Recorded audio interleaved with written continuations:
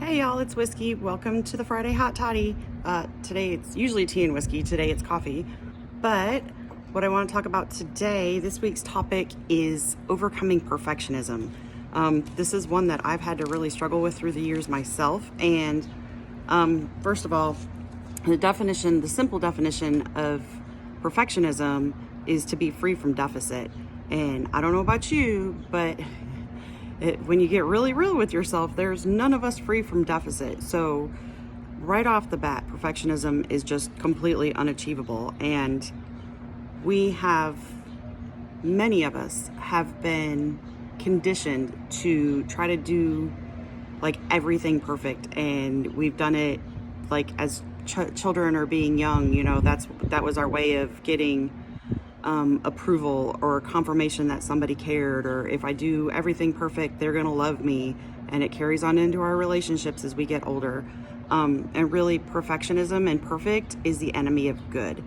We've been taught that good is not good enough, and that enough is not enough, that it doesn't have to just be enough, it's got to be perfect, right? And that's just not the case, guys.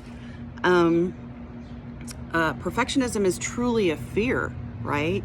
We're afraid that if we're not perfect and we don't show ourselves to look like something off of an Instagram post, and our bodies aren't perfect, that we're not going to be accepted. Or if we don't do something perfect in the way somebody wants it, then maybe they're going to leave, or they're not going to love us. And it's all driven by fear. It is not ever driven by a healthy love of self, ever.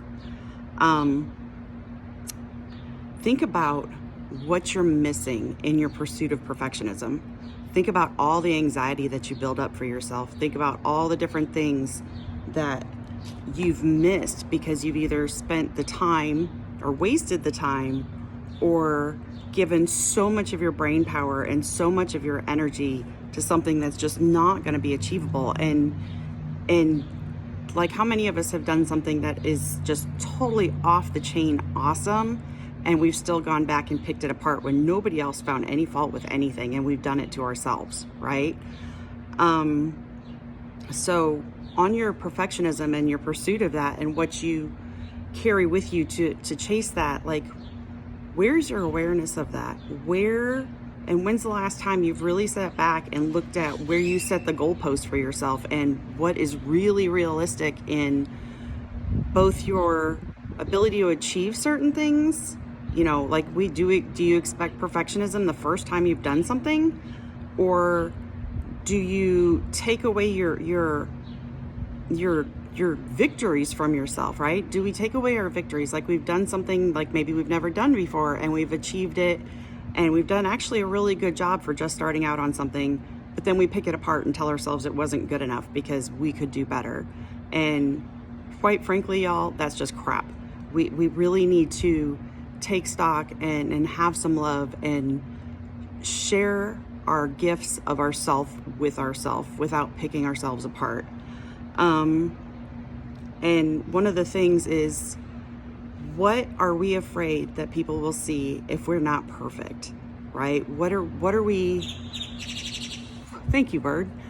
What are we really hiding? What are we afraid that's not going to be accepted? And quite frankly, if you're doing what's on your heart, and you're doing what you love to do, and you're achieving the best that you can achieve, if you're worried about what someone else is going to judge or say about what you're doing, those aren't your people, right? Those aren't your people. And just start looking for people or different places in your life where you feel accepted, and those people love you and accept you no matter what you do, because they know that that's you, and you're putting in your truest self, and you're putting yourself out there in the truest, most authentic way you can. And for those of you that read, or those of you that don't, I still recommend it. Brene Brown's book, Daring Greatly. Brene Brown is amazing. She's done research projects for over 2 decades. And one of her niches is studying shame, and how shame and guilt drive certain things that we do in our life.